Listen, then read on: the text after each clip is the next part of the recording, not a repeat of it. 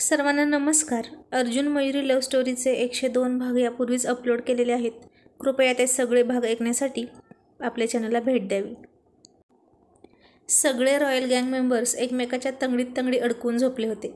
अभि रात्रभर अजिबात हलला नाही, कारण त्याला रात्री अर्जुनने रॉयल तंबी दिली होती ना, आणि स्वतःचं न्यूनगंड वाचवण्यासाठी तो रात्रभर खूप काळजी घेऊन झोपला होता. आणि पक्ष्यांच्या किलबिलाटाने अर्जुनला जाग आली. किती प्रसन्न सकाळ होती ती. अर्जुनने त्याच्या अंगाला एक आळोका पिळोका दिला आणि सचिनला हाक मारली. तोही उठला. सगळे आता गडबड करत उठले. खाली रॉयल लेडीजने नाश्ता पण तयार केला होता, कारण फॅक्टरीत जाण्याची अर्जुनराव घाई करणार आणि जातील उपाशी हे मयुरीला माहीत होतं. मग काही न खाता दिवसभर काम करतील. पण अभि मात्र अजून झोपला होता, कारण रात्रभर तो डुलक्या खात खात झोपला होता ना.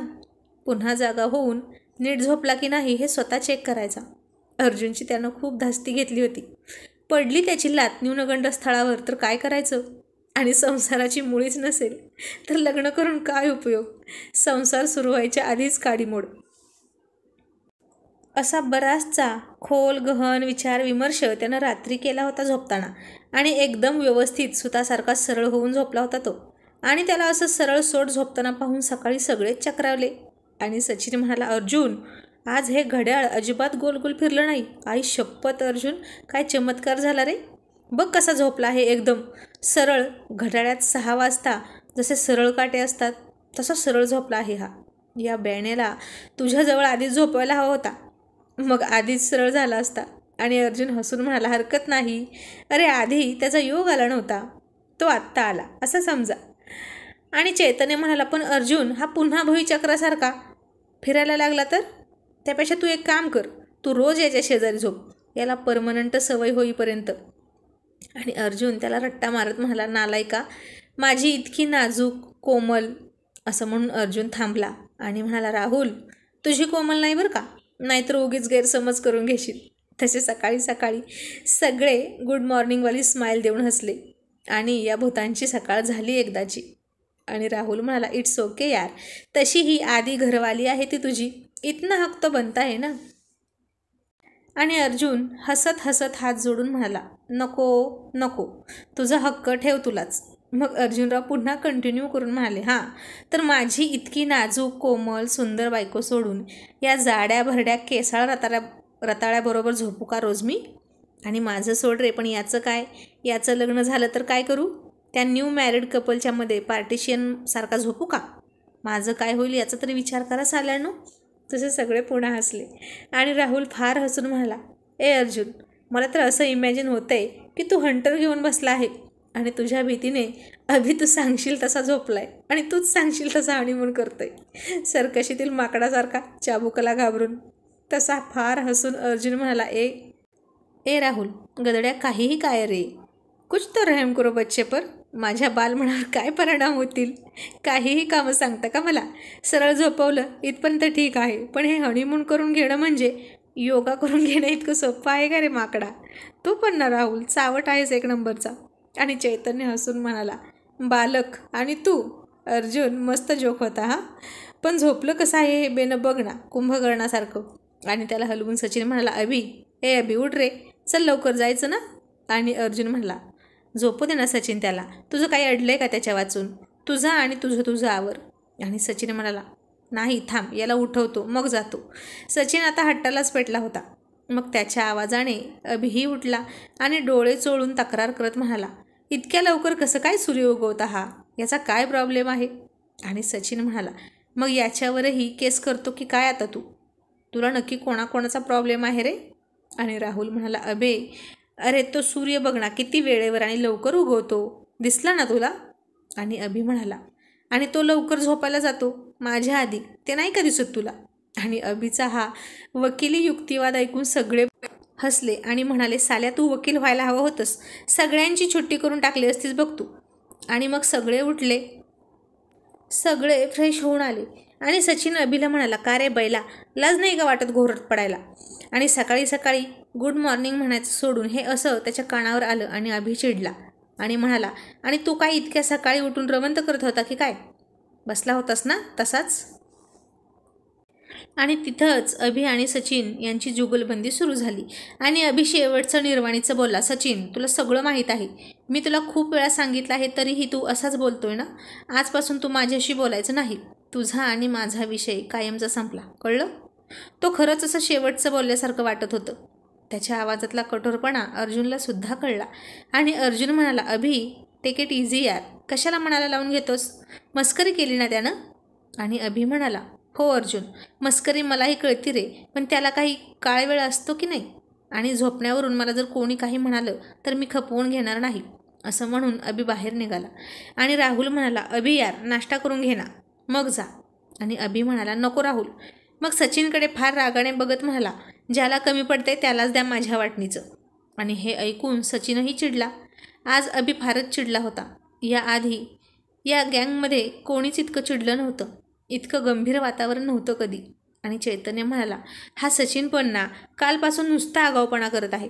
काय गरज होती का असं बोलायची, किती लिमिट सोडून बोलतो. तसा अर्जुनला जाणवलं की रॉयल गँगमध्ये 2 फळ्या पडायला सुरुवात झाली. आणि अर्जुन म्हणाला, चैतन्य गप्प बस, तू मध्ये बोलू नकोस, त्यांचं काय ते बघून घेतील. मग सचिन म्हणाला, अरे मी तर नेहमीप्रमाणे चेष्टा करत होतो ना, मग इतकं काय त्याने चिडायची गरज आहे का. तो लहान नाही आता, त्याला मस्करी कळत नाही, त्याला मी काय करू. आणि माझं खाणं कसं काय काढतो रे तू, मला कमी पडते असं म्हणायचं आहे का तुला. झालं, या दोघात वादाची ठिणगी पडली. आणि अभि म्हणाला, ए चल निघतो मी, मला याच्या नादी लागायची हौस नाही. तसा पुन्हा राहुल त्याला अडवत म्हणाला, अभि तू कुठेही जाणार नाही, आधी एकमेकांशी बोला, मगच जा तू, मनात काहीही ठेवू नका दोघेही. आणि सचिन म्हणाला, ए राहुल जाऊ दे त्याला, याचं दुसरं काहीतरी वेगळं कारण असेल, पण उगीच माझ्यावर चिडण्याचं नाटक करून इथून निघतोय.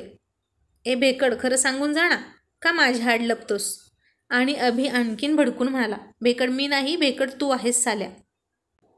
तुला तर तुझ्या घरचे पण ऐकत नाहीत, त्यांना साधं तुला फेस करता येत नाही. लग्न झाल्यापासून तुला घरात पण नाही घेतलं त्यांनी. आधी तिथं शुरासारखा जाऊन हक्क माग तुझा, मग बोल. आता अभिने सचिनच्या वर्मावर बोट ठेवलं होतं. आणि सचिन शांत झाला. सगळेच शांत झाले. सचिनला फार फार वाईट वाटत होतं त्याच्या बोलण्याचं. सगळेच शॉक झाले होते अभिच्या बोलण्याने. आणि सचिन दुखावला गेला.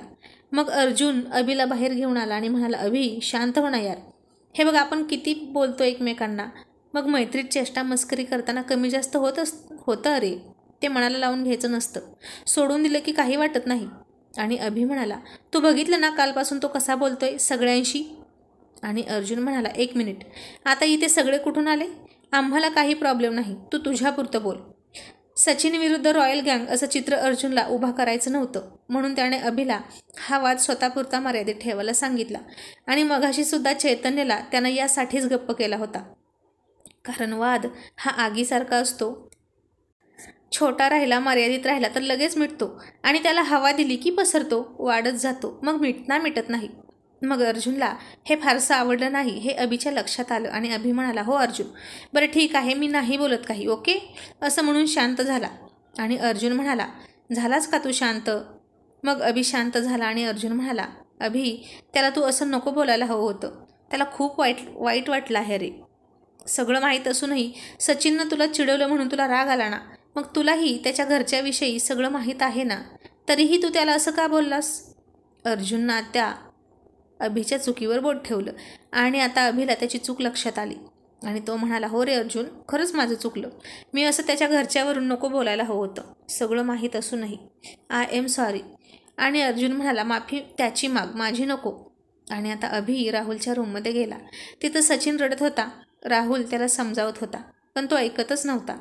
आणि म्हणत होता, तू सांग आता घरच्यांना कसा बोलू मी, त्यांच्या विरोधात कसा जाऊ, ते माझ्यावर अन्याय करत आहेत हे मला कळतं रे, पण आईवडील आहेत ना ते, त्यांना कसा मी दुखवू. तेवढी हिंमत असती तर आज मी. आता त्याला पुढचं बोलवत नव्हतं, म्हणून पुन्हा तो रडायला लागला. आणि हे ऐकून अभिला फार वाईट वाटलं. कुठला विषय कुठून नेला होता या दोघांनी. हे असं जर होत राहिलं तर यापुढे कोणीच कोणाची मस्करी करणार नाही आणि मैत्रीतील जानच निघून जाईल. आणि अभि म्हणाला, सचिन सॉरी यार, मला माफ कर, खरंच चुकलं माझं. आणि सचिन काहीच बोलत नव्हता. त्याला खरंच खूप हर्ट केलं होतं आज अभिनं. आणि अर्जुन म्हणाला, सचिन तो मागतोय ना तुझी माफी, चल राग सोडून दे बरं आणि मोठ्या मनाने त्याला माफ कर. तरीही सचिन बायकासारखा मुसमुसत होताच. आणि अभि त्याच्या खांद्यावर हात टाकून म्हणाला, काय रे सचिन, आता किती भाव खातोय हा? माझ्या मस्का तुला लावूनच संपून जाईल, मग माझ्या बायकोला काय लावू मी? आणि चैतन्य म्हणाला, तुझ्या बायकोला तू कोलगेट लाव आणि मस्का समजून चाटत बस. तसे सगळे हसले, पण सचिन मात्र हसला नाही. मग अभि अर्जुनला डोळा मारत म्हणाला, अर्जुन, कोणीतरी इतकं कार उचलंय माहीत आहे का? का रे, नाही माहीत, अर्जुन म्हणाला. मग अभि म्हणाला, रात्री आपल्यासोबत झोप नाही ना झाली, बायकोची आठवण येत असेल. आणि लताच्या लाता कोणीतरी मिस करतंय बहुतेक. तू उगाच मला सरळ झोपवलं यार, बसू द्यायची होती ना माझी एक लात त्याच्या गंडस्थळावर. तसे पुन्हा सगळे रॉयल गँग मेंबर्स हसले, सचिन सोडून. आणि अभि म्हणाला, बेनं फारच चिवट आहे, हसत पण नाही. आणि पुढे म्हणाला, आणि अर्जुन, त्या खेकड्याची आयडिया मला खूप आवडली हां, एकदम हटके बघ. आणि सचिनच्या पॅन्टमध्ये पण एक खेकडा सोडू हां, पण तो चावला तर त्यावर काय करायचं रे? मग फायदा होईल की नुकसान? होय रे सचिन, सांग ना. आणि राहुल म्हणाला, आता त्या खेकड्याचं काय माहीत, कुठं चावायचं आणि कुठं नाही ही त्याची इच्छा. तो डोळे झाकून जिथं चावेल त्यावरून ठरवायचं फायदा होईल की नुकसान. तसे पुन्हा सगळे खो खो करून हसायला लागले. तरीही सचिन हसत नव्हता, पण थोडा त्याचा होठ हलला. हे सगळे प्रयत्न त्याला हसवण्यासाठी चालले आहेत हे त्याला कळत होतं. मग तोही थोडा भाव खाणारच ना. मग अभि सचिनच्या पुढे पुढे जात त्याचा गालगुच्चा घेत गाणं म्हणू लागला, चाफा बोले ना, चाफा चाले ना. आणि अर्जुन म्हणाला, अभि, मला वाटतं तो चाफा मेला असेल म्हणून बोले ना. आणि हे ऐकून सचिन खूप मोठ्याने हसायला लागला आणि म्हणाला, बस करा गाढवांनो, किती त्रास द्याल, आता काय जीव घ्यायचा आहे का माझा हसून हसून? आणि अभि त्याला मिठी मारत म्हणाला, तुझा जीव कसा घेऊ आम्ही, तू तो हमारी जान है मेरी जान. आणि आता सगळेच रॉयल बॉयज हसत हसत बाहेर आले. नाश्ता झाला. कोमलने लता आणि मयुरीला कुंकू लावलं. तसा अर्जुन म्हणाला, कोमल मॅडम, माझ्या कारभारणीला मोठं कुंकू लावा बरं का, तुमच्या सासूसारखं, नुसतं बोट नका टेकू. आणि कोमलने मयुरीकडे बघितलं आणि मयुरी म्हणाली, बघतेस काय, लाव, तुझ्या हातात बसेल तेवढं घे कुंकू आणि लाव. मग कोमलनेही मोठं कुंकू मयुरीच्या 2 भुवयांच्यामध्ये लावलं. आणि अर्जुनराव म्हणाले, आता कशी गोड दिसते ना माझी बायको, एकदम रॉयल कारभारीण. आणि मयुरी त्याच्याकडे बघून नुसती गालात गोडगोड हसली. आता सगळे घरी आले. अर्जुन सचिन फॅक्टरीत गेले आणि अर्जुन म्हणाला, सचिन, अभिचा राग आला होता ना रे तुला?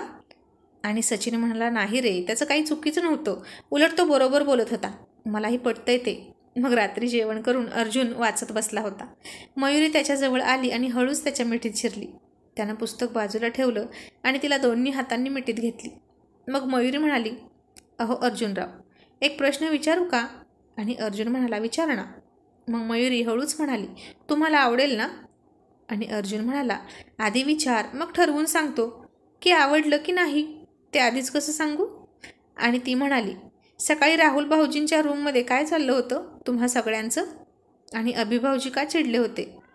आणि अर्जुन म्हणाला, हिला कळलं बहुतेक. मग हसून म्हणाला, अगं, सचिननं सांगितलेली हनीमून आयडिया त्याला आवडली नाही म्हणून तो चिडला होता. आणि मयुरी म्हणाली, काय होती ती आयडिया? आणि आता हिला काय सांगायचं, खरं सांगावं तरी पंचायत आणि नाही सांगितलं तरी अडचण. मग अर्जुनराव फार हुशार, कोणत्याही परिस्थितीत तेच विजयी होणार म्हणजे होणार. अशा अडचणीतून सही सलामत सुटणं हा तर त्यांचा रोजचा खेळ. आणि ती त्याला हलवत फार लाडात म्हणाली, सांगा ना हो, काय होती ती आयडिया? आणि अर्जुनराव म्हणाले, मयू, तू काय म्हणाली होतीस की एक प्रश्न विचारू का? मग आता तुझा एक प्रश्न झाला आणि मीही तुझ्या एका प्रश्नाचं उत्तर दिलं आहे. आता नो मोर क्वेश्चन्स, आता झोप. आणि मयुरी खूप हसायला लागली आणि म्हणाली, तुम्ही पण ना अर्जुनराव, खूप चलाक आहात हा. आणि तो फक्त गालात रहस्यमयी हसला. कसलेल्या पहिलवानासारखा अर्जुनरावांनी तिच्या प्रश्नांच्या तावडीतून सुटका करून घेतली. स्वारीने पुन्हा शब्दांचे खेळ केले आणि नेहमीसारखं तिच्या तोंडात तोंड न घालताही तिला गप्प बसवली.